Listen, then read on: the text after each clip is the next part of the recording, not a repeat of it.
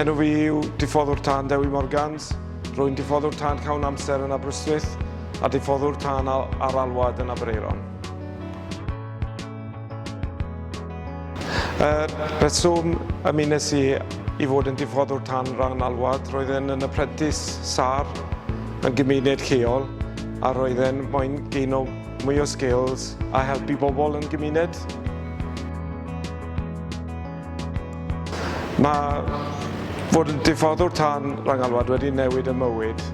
10 mlynedd yn ôl bues i'n llwyddiannus iawn yn mynd Diffoddwr Llawn Amser a rydw i wedi gwella yn fy sgiliau. Fi hefyd yn mwynhau gweithio fel tîm, cadw ffitrwydd, gweithio 'da bobl a hefyd mynd mas i wahanol alwadau.